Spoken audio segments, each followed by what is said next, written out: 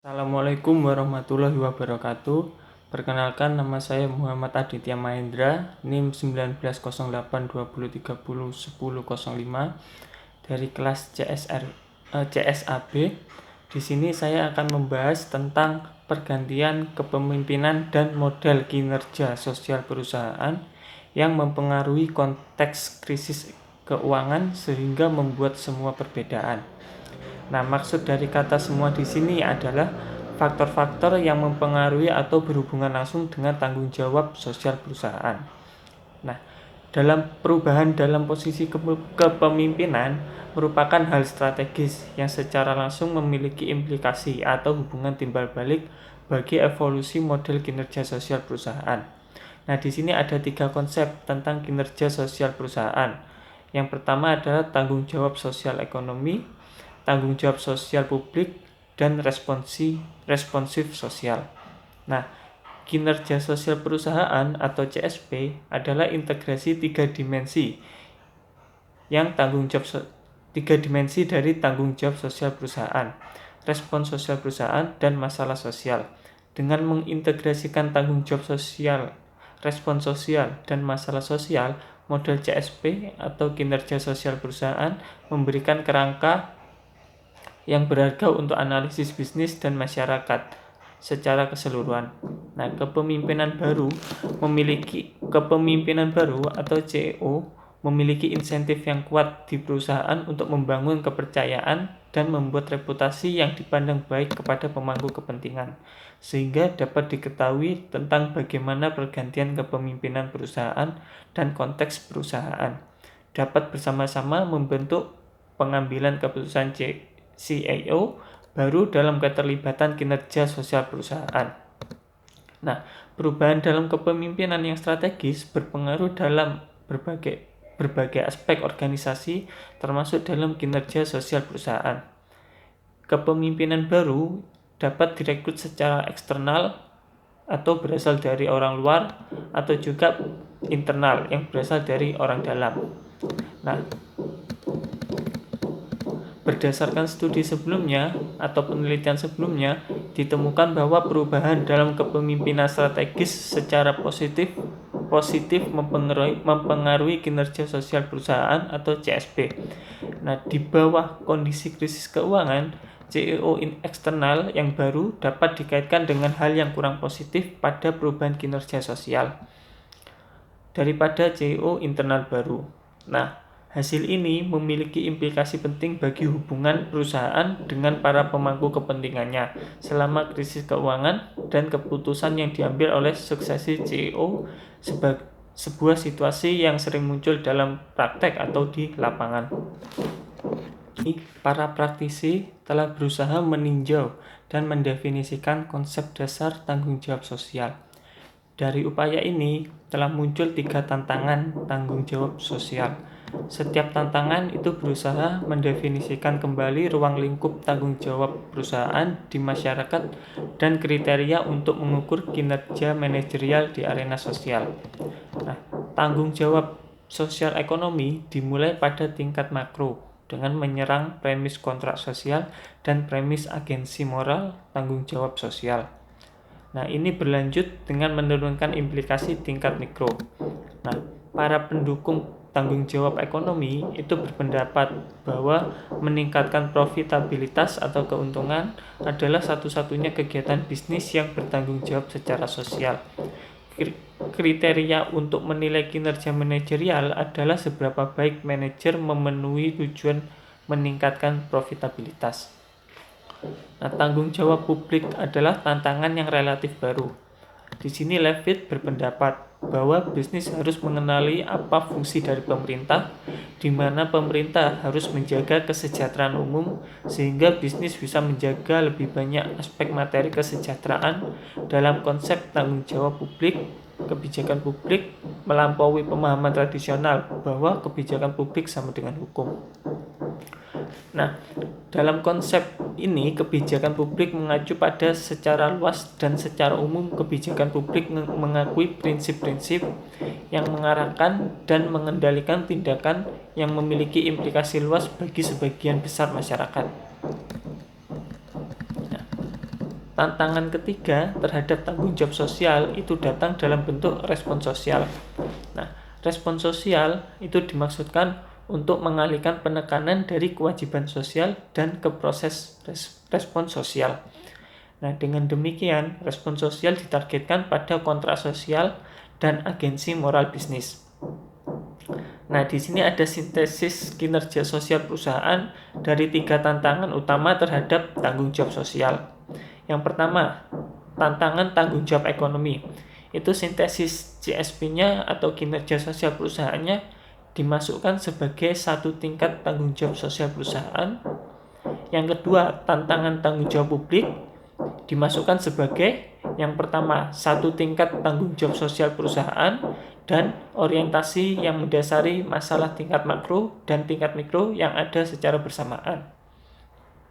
Tantangan yang ketiga, respon sosial, itu dimasukkan sebagai yang pertama, pelengkap yang berorientasi pada tindakan untuk menggabungkan tanggung jawab sosial dan pendekatan mendasar untuk pengembangan respon terhadap masalah sosial.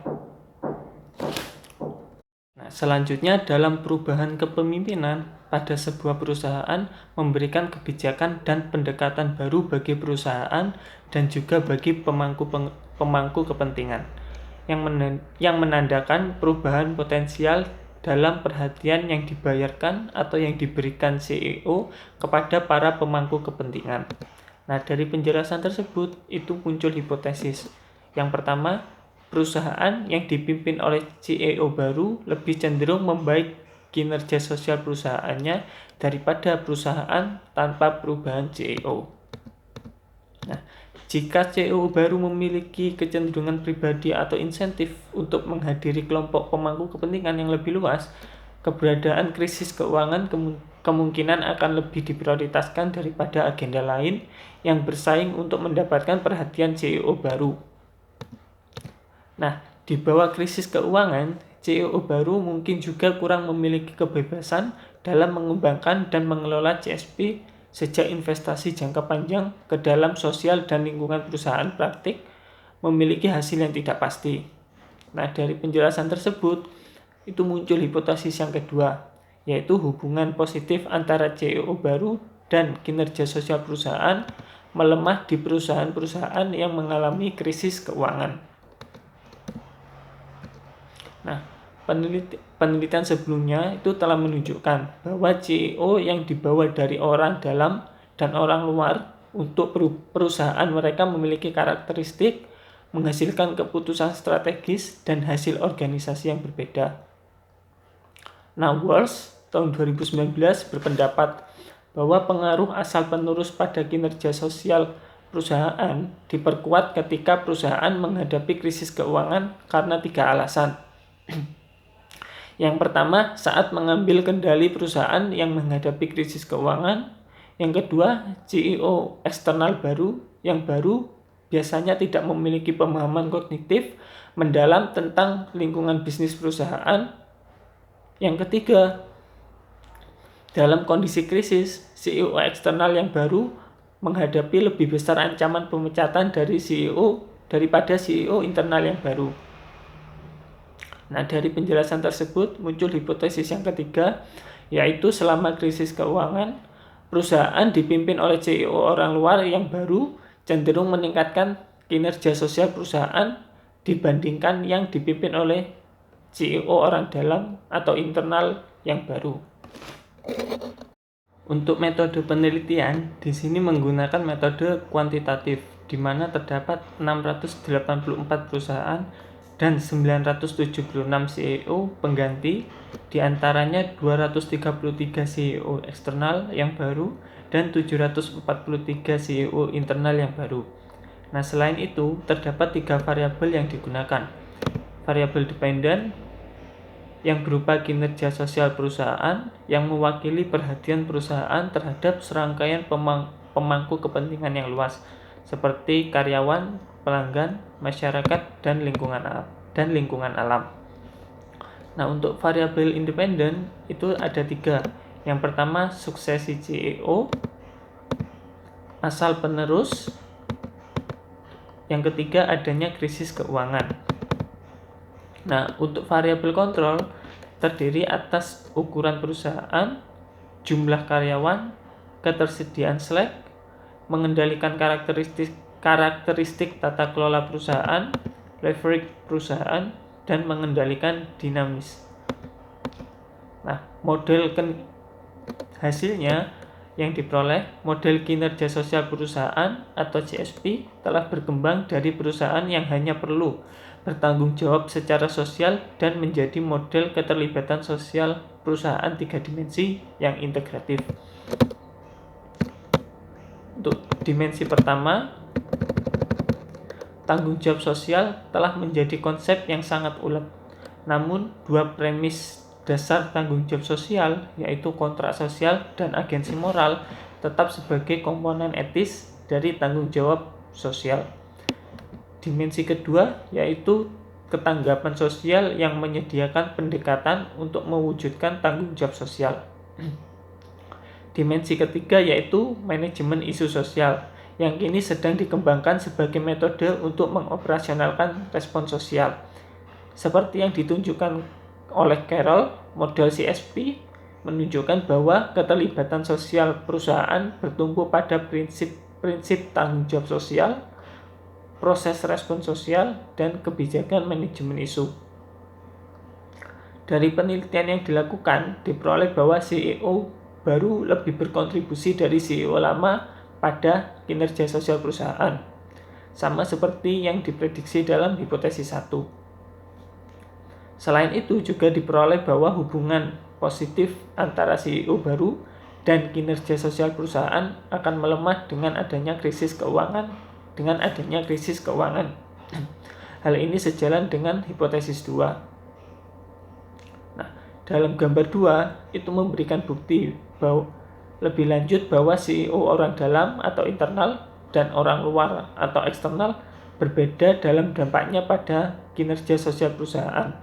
Bahkan ketika kondisi perusahaan mengharuskan mereka untuk lebih memperhatikan pemangku kepentingan keuangan. Dalam penelitian ini, perusahaan dengan CEO baru lebih memperhatikan kinerja sosial perusahaan daripada CEO yang telah memimpin untuk periode yang lebih lama. Kesimpulan dari penelitian ini adalah yang pertama, kinerja sosial perusahaan menjadi paradigma utama bagi bisnis dan masyarakat dengan menekankan pada 2 poin. Yang pertama, kinerja sosial perusahaan mendekati pertemuan yang diidentifikasi oleh Jones sebagai 3 karakteristik deskriptif dari paradigma. Yang pertama, tema pemersatu atau integrasi. Yang kedua, ortodoksi substansial dalam parameter dasar penelitian, teori, metode, dan nilai-nilai. Yang ketiga, kemampuan prediktif atau jelas. Yang kedua, model kinerja sosial perusahaan memang menyatukan 3 orientasi dominan di bidang bisnis dan masyarakat. Yang pertama, orientasi filosofis terutama berkaitan dengan prinsip tanggung jawab sosial. Yang kedua, orientasi institusional terutama berkaitan dengan proses respon sosial. Yang ketiga, orientasi organisasi terutama berkaitan dengan kebijakan manajemen masalah sosial.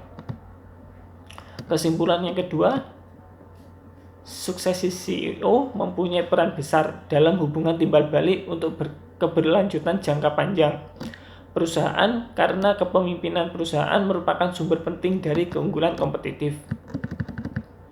Ketika perusahaan menghadapi kesulitan keuangan, perhatian antara CEO dan pemangku kepentingan menjadi lebih menonjol, terutama ketika suksesi terjadi oleh CEO eksternal lebih mudah memprioritaskan pemegang saham daripada CEO internal, meskipun keduanya menghadapi perintah atau tugas yang jelas untuk meningkatkan pandangan keuangan perusahaan.